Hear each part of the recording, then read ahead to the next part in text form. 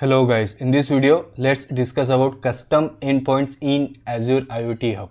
So we will create our own Event Hub, and again you don't need to have any knowledge of Event Hub.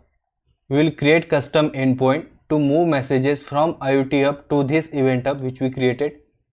We will send messages from IoT devices to IoT Hub using Raspberry client, and of course these are telemetry messages, and these messages now will be delivered to the Event Hub we created.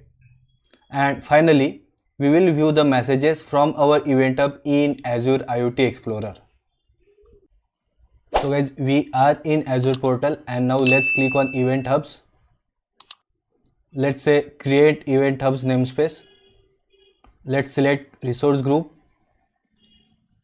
Let's give name to our namespace. So I'll say Harshal-event-hub namespace. Let's keep location as it is. Let's select pricing tier as basic. Let's keep throughput units as it is, and now let's say review and create, and here I will say create. So guys, if you see, namespace has been created successfully, and we have created just a namespace and not Event Hub. Now let's create Event Hub. So again, let's click on go to resource. So we are under overview, and please follow my mouse. Let's click on this Event Hub.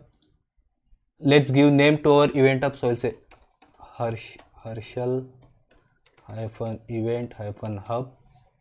Let's keep rest of the fields as it is, and let's say review plus create, and let's say create. So we have successfully created Event Hub now. Now let's create our custom endpoint to move messages from IoT Hub to this Event Hub. So I will duplicate this tab. Let's click on Home, IoT Hub. Let's open our IoT Hub. Let me maximize this. Now on the left hand side, let's go down, and here we can see message routing. So let's click on this. Now let's click on add. Now first thing, we are now adding an endpoint, and of course our endpoint is Event Hub. So from the drop down, let's select Event Hubs. Let's give name to our endpoint. So I will say Harshal-event-hub endpoint. Select Event Hub namespace, and now let's select Event Hub which we just created. So it's Harshal-event-hub, and here let's say create plus next. Now we need to specify the route. So again, let's give the name to this route. So I'll say Harshal-event-hub-route, and now let's select data source device telemetry messages. And if I click on this drop down, there are many options, and guys, we will see these options in our upcoming videos. So as of now, let's select device telemetry message, and again this is routing query. So basically here we can specify the condition, and based on that condition the messages will be moved to that endpoint. So again, don't worry about this routing query, we will see it in our next video. So as of now, let's keep it as true, and let's say create plus keep enrichments, and you can see our route and our endpoint has been successfully created. Now that means whenever we send messages to this IoT Hub, those messages now will be delivered to the Event Hub, and let's try that. So again, let's go to the Raspberry client to send messages to our Event Hub. So I have opened the browser, and here let's say Raspberry IoT Stimulator, and let's open this first link.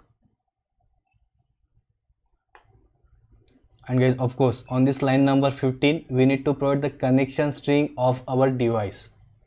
So let's go to the portal, and again let me duplicate this tab. Let's click on devices.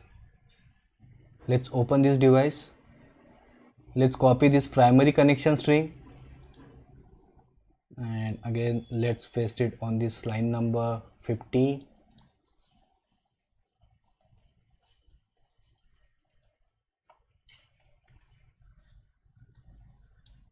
and here let's go down, and here I'll make a small change and I will add custom message property, so we are sure that we are getting the message which we are sending.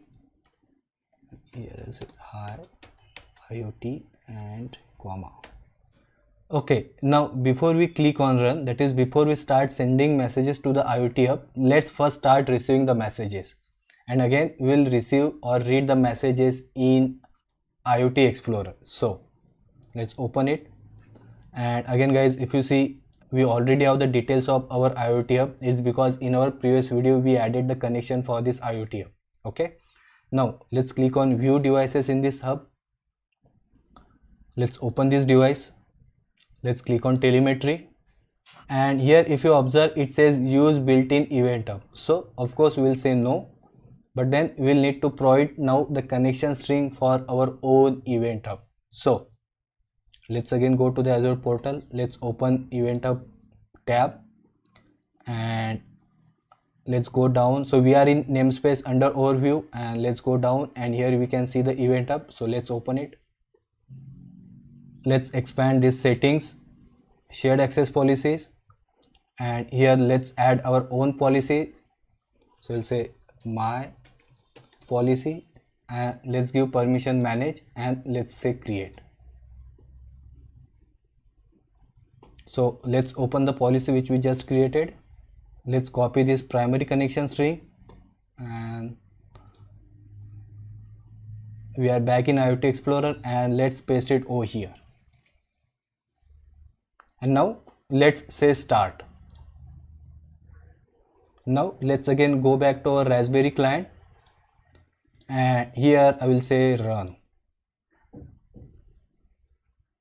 and you can see it says sending messages. That means messages are now sent from this device to the event hub. And now let's cross check in IoT Explorer, and you can see we are now getting messages, and if you see, it has that custom message as well, that is hey IoT.